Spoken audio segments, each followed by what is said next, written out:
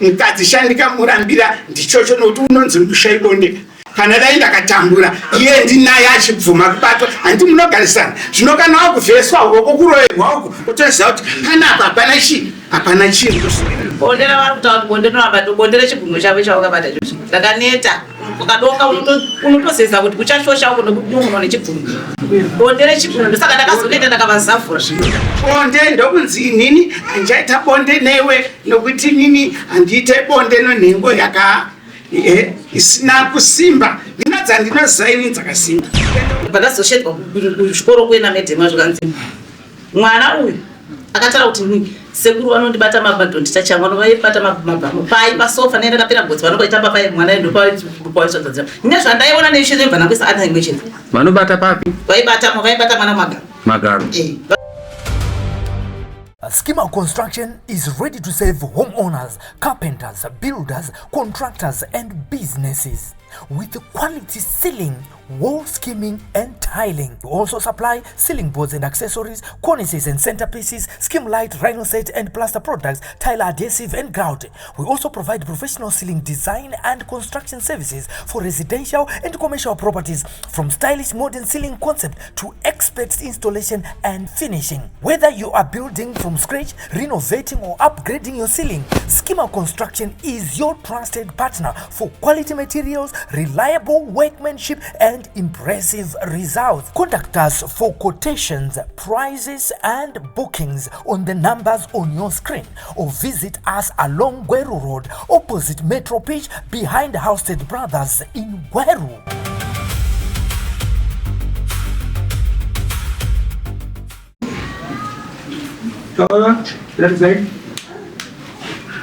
I'm sorry, Nyamaro. Ndine mwana akarorwa navajika nyika 5 years. Saka mwana wangu akarambirwa musi wesvondo ndobva apuwa gupiro zviri pamutemo kwachifi Mutumba. Saka mwana wangu apuwa gupiro ndozvandati handina kugutsikana nokurambwa kwemwana wangu. Mwana wangu iwo warambwa zvikanzi nomwana ayo akumba handei, asi baba handisi kukwanisa kuenda kumba. Inini ndinomafambiro andakaita pakugara kwandaita namurume wangu. Saka ndinokun'anga kwandikaenda ndichifamba nomurume wangu panonyaya dzakaitika dziridzo dzondirombomirira ipapo. Mwana ndiye wamuchazoshedza panapa apedzise nyaya dzake. Inini chandazoingawo kuno ndechekungodawo kugara kwaita mwana wangu semafudziro anoita munhu mombe, kana wamutora kuti pagore anopuhwa mombe. Saka ndozvandauya nazvo kuno chief norusambo rwangu. Right, chief app mimi mbofai mwana wenye ari kupi uya tizwe mwana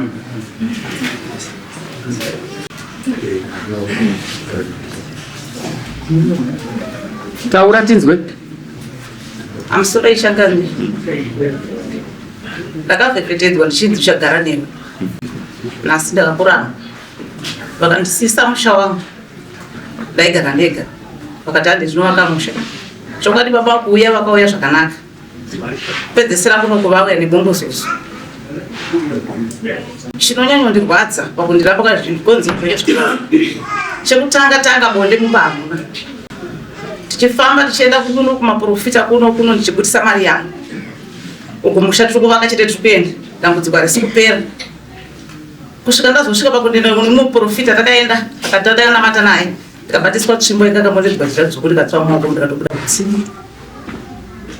ndoba ndakatanga kunyumira kuona kuti nyaya dzangu dzichafamba dambudziko richagadzirika dai. Ndobva vauya futi baba vaibva kugara pasi namai guru ndobva ndaibvunza handei kune imwe n'anga yatawana futi n'anga yekupedzisira ndakanga ndaramba kuita zvokutondimanikidza.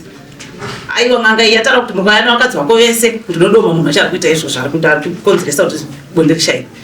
Handina kuzoramba ndikati pamwe zvingaiti ndabvisa mari $10 pataenda kuenda ndakaibvisa mari iyoyo pandavapa pataenda kun'anga iye kusvika kuyezi chakabuda hapana kana chakataura kunzi ndingi ndiyaita zvakati hapana. Tadzoka nganga yakataura kuti mushonga ikasashanda zvinhu zvikasashanda munhu akurisa baba vanodzoserwa mari yavo. Takanga tavatungamidza sababa mari yedu avabai kutangwabvisana asi mari ndakanga ndabvisangeneni. Tasvika kuye nganga iya ingataure zita tadzoka mushonga iye 1 week ikapera murume ndiye achadzoka kuno kozoona mari dzauzotaura zvakumira sei. Imi pavakadzi mese takada kuronza hapana anodzoka kuno murume ndiye achadzoka shuwa ndakatenda ndakudzokera ikoko. Takunganga kuye ndazogara pamwana zvakamira sei ndobva vazodzokera vaya pavadzokera zvikanzi hazvina kushanda zvinhu zviya. Ava ndo pavakadzoka futi kwandiri bheki ndobva vaenderwe sei zvikanzi madzimai zvataurwa munganga iye ataura kuti hazvina kushanda asi ataura kuti iye wacho munhu wechidiki wacho achiti kubereka wacho ndiye ngabvise mari tiite zvatoda kuita asi kana zvinenge zvaramba futi mari yake tinoidzosera. Zvekundibata mari yezvesho ndakabuditsa ndikabuda kunetsa naasi satogoneresa mari iyo wakabuditsa $255. Vakaenderwa sei ndobva vaenda nayo mari yedu bva vadzoka hapana chakabuda. Vakanyarara ndakasvika pakuvakumbira baba naiwe munhu waMwari iwe dzoka uya vaenda kunganga iye chakabuda hapana. Ndisati ndavabvunza mari yekuti mari yezvakamira sei ipapo ndopa ndakazotora nekuti mwana ndaona zvazvaita hapana chichabuda baba nenguva yatagara nezvapo nemaeji atanawo hapana chichabuda. Munonditenderawo here kuti ndichingogarawo ndegari muna vakadzi voko pangu apa vakasvika chimunenge musiku kugarawo ndegari nezvako ndipa usungu. Ndakakumbira kuti ndakumbira ndinotoroka mwana kangu kadiki kamuzukuru kangu kwandakabva ndokabereka vana mudaita vangu. Havana kutadza zveshuwa baba ndakakwira bhazi ndikaenda kuMozambique kunotora mwana wangu ari apo uyu muzukuru wangu akatokuwasitara kuti mwana wangu mukomana wekutanga pa2000. Havana kuramba ndakaenda ndinotora mwana wangu ndikauya ndikagara. Ndadzoka paya ndipo ndakasimudza nenyaya ndikati ko zvinhu zviya hapana chabuda akabva mwana mari iye kanzi inodzoswa. Ndawesta mari yakawanda inini muchesa imono ndo makutondisokosana ndisina chinhu. Baba vanhu pavakatanga kujamba vachitiza naimiweya vachitiza vachienda kumba kwavo vachitogara koko haiwa ndatomuipi ndatonyangara handichisiri munhu ndatongogara kutoita sei zvemumba zviye ndakugara kuti kutoita sei hapana ndezvemumba medu tiri kugara right. Ndo pakazotanga mashiripiti ekumwana chekutanga kumwana iye mwana wacho akatonisiseza zviya akasingagoni kutora chemuno tichigara mwana uye aita zvaipane zvaiitika saka nekusarugona kuti aita chemuno nekusaziva nokuti mwana waye aingogara chingoti tiri kugara vaigara pasofa baba nemwana ini ndaipira gotsi richibika sadza kumoto kuye vachitamba vachiona mavhidhio nemafoni nemuzukuru vachigara iwa chibatana maoko ndati aiwa vari kutamba right. Tagara ndakazonzwa babava wakadzi kwai mafetaiza padudwa madhora vese sitambi parabuda next door ndobva waibva wadudza kuti tsvagai ati handei tinotipiwa mafetaiza abuda avo wakabva wangosvikawo ndobva svika pane wakadzi aipa next door vatogara mbava pane vana vachitamba zvikanzi ndikati amurewa maita basa mauya kwanzi kukudiwa madhora ndodha muna dhora muda zvikanzi aiwa dhora ndinavo pakubuditsa mari kwavaita kweko baba vai padhusa nepa7 pakubuditsa mari kwakaita pane imwe mari yakasara kutadziwa pana amai vanogara pane next waingosegozvo zvikanzi vana vaitape zvikanzi pobudisai wakaimi mari muposa zida wenyu aitawo. Ava vakataura mashoko avo ndatosvika ndikuti nzodzi vakazibonzwa hadzanyatsonzwa ndikutosvika ndikutouya zvikanzi zvimamosikeni zvimahure zvimanelisa kuenzanisa nemukadzi ari kuwana vana vake twanozilisa zvimamosike zvimahure zvisina kuva zvina profiti zvoendesa kuchikora zvina profiti zvimahure zvakandinetsa ndakuabvunza ndobva ndaenda nzira yese ndakasona mandadzoka handakuabvunza. Kechi2 haikuona mwana vari kutenga maswiti vachitenga zvinonaka vachidii manyaya yokuti kwaiyo ndinayo handakuibvunza vandanyarara ndichiona action kuitika ndichinyarara ndakazoona vauya nechikafu chine mabhisiketi asvika mwana ndikatari kutamba kanzi ngave ndimupe ndikati aiwa kanouya chisayapa vandatora mata2 angati 2 mabhisiketi asina mbaiona chocolate vandatora maviri vandakudya vakapopota baba kudya zvinhu zvemwana wadyire ndikati naimi makutokoshesa mwana ini ndindaipa makutenga chikafu mwana wangu ndiye akukosha mutumba chikafu inini mubereki wake ni mukadzi wenyu musingandipe tisingadyi inini mukadzi wenyu handisina kodzero kudya chikafu ichi. Ndakapindura futi ndikati kana munda chamamurire munobata azopindura futi ndikati mungandirambidza imi ndimutodya chikafu chemwana ndiri mwana mudiki by fire kwamunotorise kuti chigara nemini 60 over 60 years neni pandipana pafunda ane 41 years 41 vakandura ndine 36 years mutiti inini ndadyire chikafu chemwana mune shuwa makuremekedza mwana uyu inini hamuchandiona mukadzi wenyu wamakaroora tikukweshana ndobva wabuda ndobva vaenda tazoti rimwe zuva tiri mumba tiri kuona foni ndikatanga mwana kangu kaakutosimawo ndikukademusa zvikanzi munhu auchitauri wegari ndikati kana sisi vatotaura kanzi aiwa kaakuitawo matama zvikanzi saka ndiwe kumuporesa ndikati ndakatotanga kutoshandisa ndikati ko ari kumuporesa zvikanzi wesi tinototengawo maswiti nemadhiki chimbo ndikati tagara foni yapera moto bva wabatidza redio bva kwabatiwa news wakati New Zealand mkesi ndikati vanhu muZimbabwe zvakambooma ndakagara kuMozambique ndambobva ndakadzokesha dzakadai kuti pazvino ndinokonzwa yekurepa kwomwana kwovanhu zvikanzi naiva zvikanzi ndezvekunyemba zvakataiwa zvezvekunyemba ndezvekustudio Zimbabwean after music ai ndaiva zvanapo zvokwadi pamwe anogona kuachitaura zvavo zvemafaniro ichokwadi chikuita chokwadi ndezvechokwadi zvikanzi koiwewo ukanzwa kana kuti wakabvunzwa iwewo unoziva akamboita izvondende mandavaudza ndikati amaiguru wakabva mwedzi wakapera nehama yavo yakaenda kukotu yakatonofariwa akarora mukadzi ane mwana wake akatombata nepilese akatomuzvarisa mwana izvo zvaasi kujere akabva vanyarara watisi ndokumuntu zvakwama mwana chekuseri kumuka ndobva waenda vari kutisa nenyaya yemari yekun'anga iye yatirikubvunza yabatana nemwana iye tikugara tikuenda mwana uya akuziva manje shona ndakabvumira kumuendesa kuchikoro akuziva manje kuti akashona iri but amuendesa kuchikoro pakamuchigariwa senta kana maimedhe muchinani vana vanodzidziswa kuchikoro kunzi munhu akabata akataura ukadai sotaura mwana adoko akatanga kugangana kwamanje kuziva kuti zvipitika kumba handitenderwa kunge zvichiitwa mwana akazoina haana kudza inini mwana akazoudzwa namedhe ini tine zvandikuona tikushupana pandazosheedzwa kuchikoro kuenda medhe mazvikanzi mwana uyu akataura kuti sekuru vanondibata mabhadho nditachamwana vaibata mabhamu pai pasofa nene kapera godzi vanokoitamba pai mwana ndopaisvadzadzira ine zvandaiona neishe mvanakwisa ana imwe chete vanobata papi vaibata mwana magaro vakagara pasofa pavachidai vanogwa kuta sei vachidai ini handisi kuona ndakapera godzi ndikubika wanipachisiona vhiti mwana akataura kuchikoro ana kuti akataura kwandiri zvechiti magarira ndaingoti pamwe ndikuvatsvagira mhosva akataura kuna medhe kuchikoro medhe vakatozondudza nditori nemumuna wangu wadandikadaiwo panext to anotama nacho ndiye akatoripo pakapupurwa nyaya namedhe ndo nyaya dzinababa dzabadzaitage dzavafufutira ine handakwanaka kutudyiwa kuti buda kurepa mwana asi ivo vega ndinekuremerwa nazvo nenyaya yemari iye nenyaya yemwana iye vakungotisa vachienda vakazosvika pakunodura kuna maigurwanziso handisi kuenda kuti akanditizonikuda kuzotikuchandidekundo wakanditokuda kurepa mwana wangu maigurwa ndavashedzera kuti kwamure wasvika kumba chii chiri kuitika ndo vakazobudisa nyaya yamuri wai nyaya tikatoitongesana ikapera vakataiwa ndakudzokera kumba zvapera tagadzisana chiro zvachitsura zvisati zvaenda kumberi nyaya iyo imwe chete iva haina kuzombopera kuya kwavo kumba kwakwangu waiko chitsotsitsotsi gore ndakari madegani ava rakana chavakabata vachiuya zoti mapadhuze nemunda wako zvesvota vachitaura zvavanoda kusvika vazosvika pai pakuta kuti ndakazovatsura kuti kona yamurewo imi michirudzii kana munhu hamusi kupinda kana kudi hapana saka kuyazogara pacho kwamadzoka kuti takataura nakwacho ndikupi saka watondibvunzira izvozvo handidi izvozvo usa wandibvunzira izvozvo nokutoenda kuna vakadzi kutaura kuti hanzi ndadzingwa kumba ndatonziwo zvavo tongedza toendoko kumai manje so nokutondipa ndakatozora mapurani kukuru muna machi kanzi vauya nemuzukuru wazukuru wavaviri napanguru wamwe wacho vakutazondipa gukuru mumba imocho kanzi tauya kuzogadzisa nyaya yaisogadzirika sekuru vavataura kuti handichakudai nai zveshuwa iye handichada rongedzai mukapedza kukohwa zvinhu zvenyu zvese handakana chatakarima ndezvake zvese zvaanotakura ndakanamborima bhozi ndaitozota ndichamura kudhara kupuro iri ukapedza kukohwa zvako ndikupa 3 months uende kumba kwenyu ndikamboti zvichapera zveshuwa yakakwana nguva ndikakohwa ndikapedza vakaramba achisusukidza chete nenyaya yavo yekusvika kuna namapa nekuti vachinotuka nekuvabereki vangu kwaisana papangu vaitukwa ndipo ndakazoti vamurehi wachiregai zvenyu kuti tukira nevabereki sori zvenyu une unhu hwomupurazi baba munhu ane unhu hwomupurazi tauya zogadziswa anoshanda ane unhu hwomupurazi asi ukanyakubaya ndovaziva uye ana unhu asi ukanyakubaiwa baba vari apa baba vangu vachinzwa vanokupura varipo ndakanamba kunzi inini handisi mwana wakanyakubaya ndine unhu hwomupurazi wakanyakubaya vanovaziva saka inini pamwewo baba vangu vachagona kuzongondunzwawo baba vangu pungoramba achiti kusvika vazoenda kukwira dare rekundiramba vakakwirira zita rababa vangu ndo vakakwirira dare kwamutumba ndikandoramba futi pamberi pedare musoyaisano yedare kaiyo ndakadzimbwa kusvika ndazozviona kuti rega ndichitora matanho vandase makatonga nyaya yakasara kuti nyaya yenyu iyi manzi imimi hamuchadiwa chirongedza inoende kumba kwenyu zvokurambira muri pamba baba kuchara kuti mimi muri kurambira pamba yamusina kubva ndikati mama handisi kuramba kubva kuramba ndakarambwa kurambwa ndakabvuma asi chiripo chandiri kugara chekuti ndakati ndiripayo kugara kwangu ranoita lega yangu mundipowo zvino makandona ndichiita bhizinesi rangu musha wangu wamakandita wacho wapazika nhasi wenyu wakapenya ndaita zvinhu zvangu pemene ndibaba ndadyara miti yako todyiwa nemaruva zvese ndai zvandaita zvese ndikudawo zvinhu zvangu ngavandipowo ngavandionewo ndione kusimuka handisi kuramba dai ndinosimuka ngavandipe zvinhu zvangu ndiende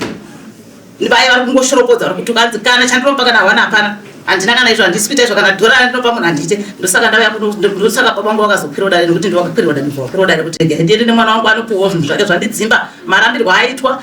nenguva yake yapedzerwa nebhizinesi rake nakabhusira pamba pake achiti ndikugadzira pamba pemene ndichiuraya uswa ndichigadzira pamba pakachena saka ndauyawo kwamuri mama nyaya yamutiyo iwe amusoreda ini chokwadi mukadzi uyu ndakaroora handina kuti handina kuroora. Mukadzi ndapedza kumuroora pamba pavo taita mabiko zvese zvairo taswera. Gore iroro ndobva ndauya nemombe ndokumba chimombe. Tichidanana nomukadzi uyu akati ane vanhu vake vaviri. Ini ndakatiwo ndino vana vangu vangani vakawandawo. Right, ndobva tapromisana kuti andogona kuberekera mwana 1 kana 2 zvakanaka. Toenda kumba kusvika ndakavaka musha. Mukadzi uyu haana kubata kana chidhina kana chii. Inini zvese zvidhina ndakatenga ndokuvakira mukadzi. Tagara gore rokutanga rechitunhu ndokutanga kuita sei kushupana. Tashupana zviye zvinai. Tazobvunza nayadzimai ko zvevana zvakanzi inini handiberekere chembere. Taiwa pakanyaka. Tagara zvabva ipapo ndobva panzi izvo inini zvavari kutaura zvokuti izvo bonde hapasisina. Bonde ndokunzi inini handichaita bonde newe nokuti inini handiite bonde nonhengo isina kusimba. Ndinedzandoziya ini dzakasimba. Ende kupedzisira nguva yangu pano zvokuti dai ndino mwana wangu mukomana pari papi ari pano tobuyana pangu adzimai handitika zvobotso ndo zvavanoita sei zvavanoda. Right, tobva ndofunga takatongana kanokwana 10 kashanu ndokutongana nanate zvakumba kwavo zvese tichitongana nate zvavo kusvikira tazoenda kupi kwamambo. Uyu mukadzi ndakataura kuti inini handimite se handimukwanise. Chikonzero chevana chaari kutaura chomwana akapisa gadheni ramai guru. Tinogara apo nopapo ndokumubvunza kuti nawo chishishi chako chokuenda kupisa gadheni ramai guru usiku ndochei. Handiti ndozvakamukumbura ndopaakazotaura kuti izvo mwana uyu wandikatora munenge muchiti makatenga rakito moti 3 cents dzasara idzo ndaende zvake otora maswitsi iko vese vachienda kutora. Saka mukuda kumuripa. Nyaya iyo takaitaura nomukoma wake zvakaapa kakumbira regerero. Enda kugara pagumira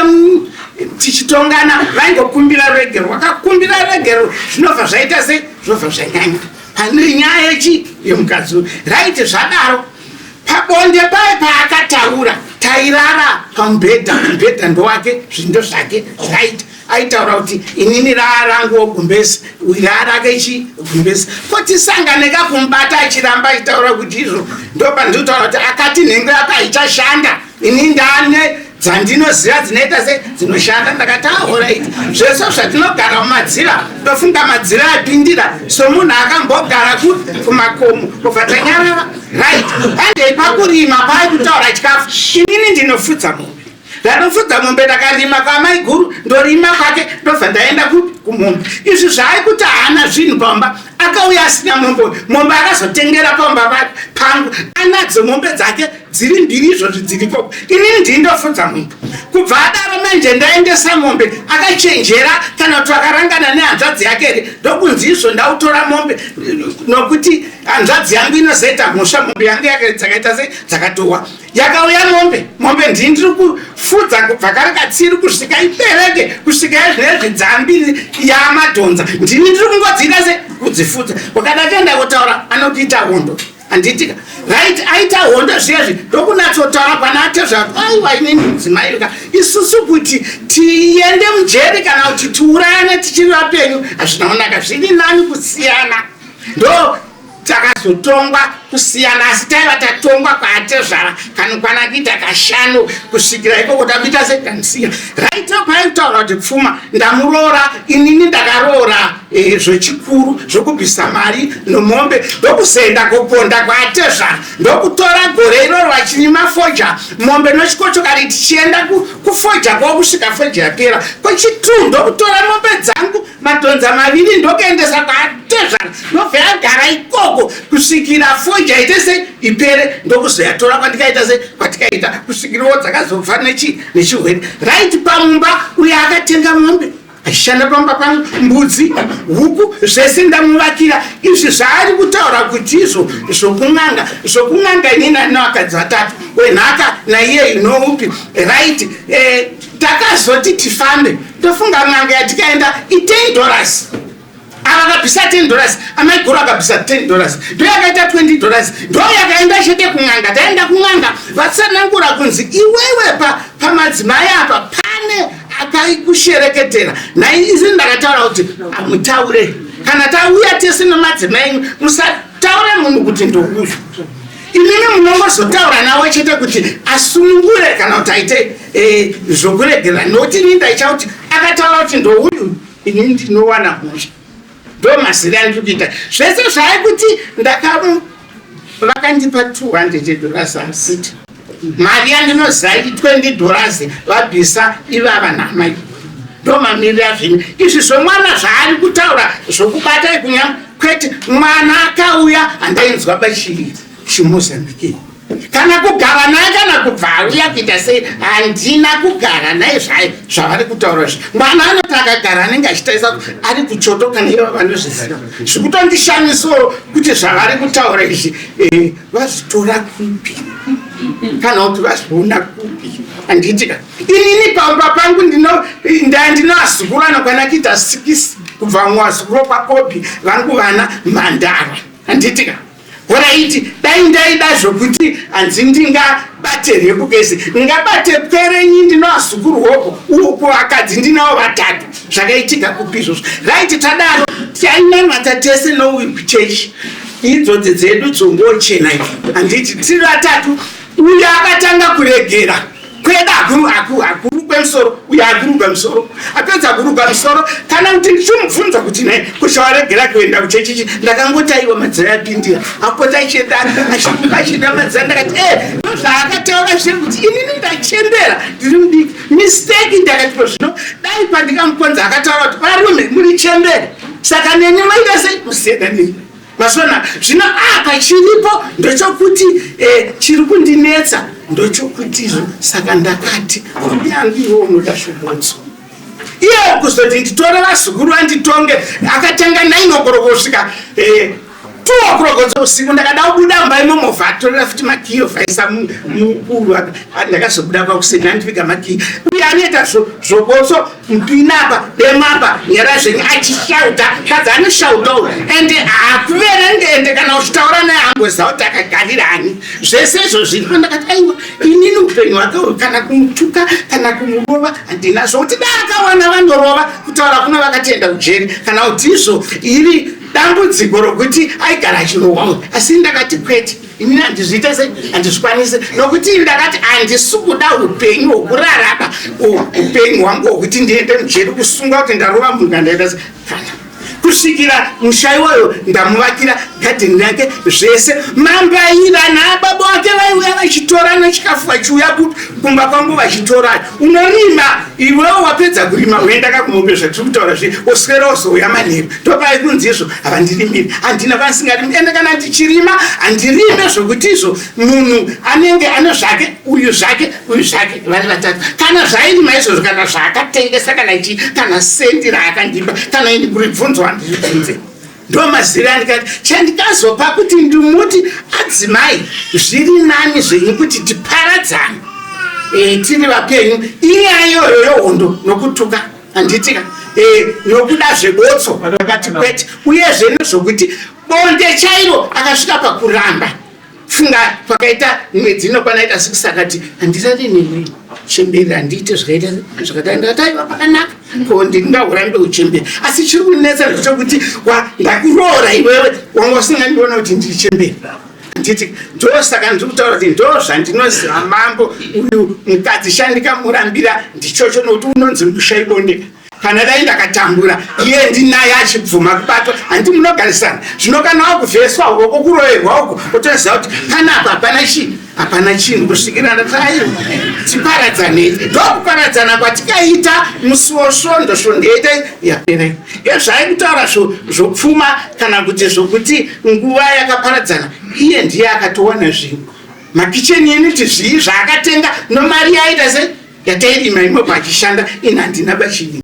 kusvikira mombe dzandaipate zvaraidzodzo kusvikirawo chirwere chauya dzakapera dzese dzakafa handisisina mombe dzandasara nadzo ndodzakaedza ndiufudza izvo zvipadanga pangu kusvikira asaidzira nanhasi ambodziziva kuti dzozariwa kupi dzinomira sei mombe ndo dzake ndomamirira zviri ndapedza Story chaka mimi. Bonde la watu bonde no abadu bonde la chigunwe chavo chawakabata chocho. Ndakaneta ukadonga unotosesa kuti uchashosha uko nekunyunguno nechipfuno bonde rechipfuno ndosaka ndakazoneta ndakavazavhura nyaya yemombe yavakutaura yemombe ndakaishanda nehanzvadzi yangu nyaya yemombe yavakutaura nezvayo nyemombe ndakaishanda nehanzvadzi yangu kumba kwedu ndakarima nehanzvadzi yangu takakurira kwanasekuru kumusha kwaamai baba yangu akafa mai yangu akafa ndakakurira ikoko tichigara tichirerwa ikoko titone mbuso dzatinedzi mombe ichiredzwa takabvisa godo rakapenda takabvisa pfuma mombe edanga nehumai saka tasarwa nechiredzwa mombe iyoyo mubi yangu ane zvake zvaanenge achiita mombe ndakati inotorwa ndikakumbira murawo ndakumbira mombe iri ndogara nayo kuno mubi yangu agara nayo inotorwa itopa rwendo mombe iyoyo kuti iende inobvisa chiredzwa kwatakarerwa musha kwanasekuru. Alright, tazvinzwa. Saka unochi chiri kumba kwosho chandakashanda nawo pamuchete takashanda chibage takashanda kune mutu wadakashanda gore rakapira vana machibage vakatenga mududu avana munhu wakapa chibage vakati ndikutenga mududu tione tifambe nyore handina kana kutosumwa kana kutoziva kuti wakaita sepana panduzive tine mawindow frame ema 12 pen atakatenga gore rakapira paseri akauya ari 2 akari ange kuti tiwedzere imba nenyonga iyoyi aigara kwamaiguru nokuti ndikwakune nzvimbo kwanga kusina nzvimbo nenyonga iyoyi vakabva vatora zvinhu zviri kana kuzondipa kuidorika navakuna saka nditorenga nditoda wani nacho rakatoshandiswa paimba yamaiguru nayo vakavaka wani nacho ndiro ndisikuziva kuti riri kupi ndakatondibvunza vakatanga kutondipindura halafu zvinhu zviviri izvo zvomudududu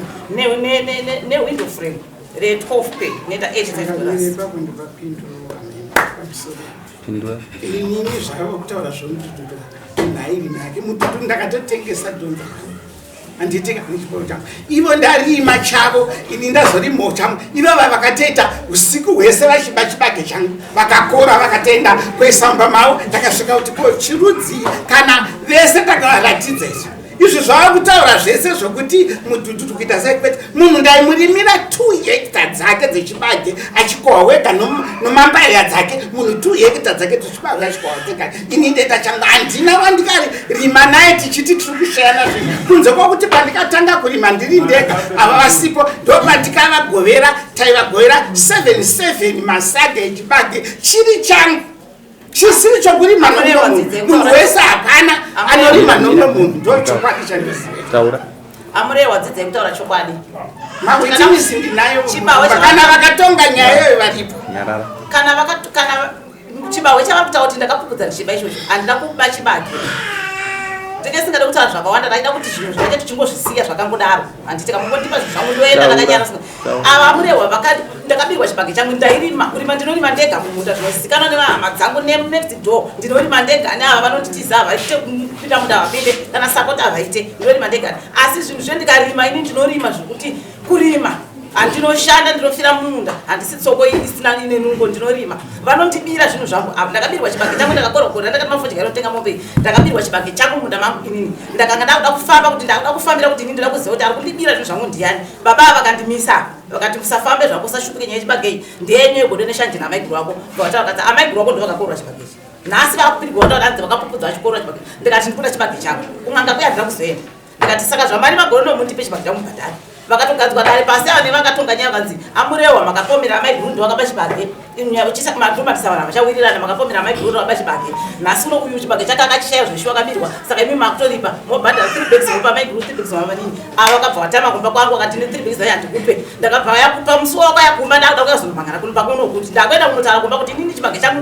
ndakabirwa chibage changu asi handisi kuchipiwa ndikutarisirwa pasi ava vabva vatimisa futi vakati ini usine wakanya kubaya takarorana paukama kuti uende unotaura nyaya dzakadai dzinonyadzisa isusu ngatichiitei sefamily totaurirana zvopera ndikati asi chibage changu muchandipa here vakataura vakati chibage chako nokuda chero zvawanda ndakazvirekodha zvitori mufoni ndakati chero chawanda ndakavarekodha zvandoda kuti muite manya nyaya yakakosha ndainzwa endai navo panzava munobvunza kuti zvinhu zvavakasenza vese zvitu but hazvigone kupera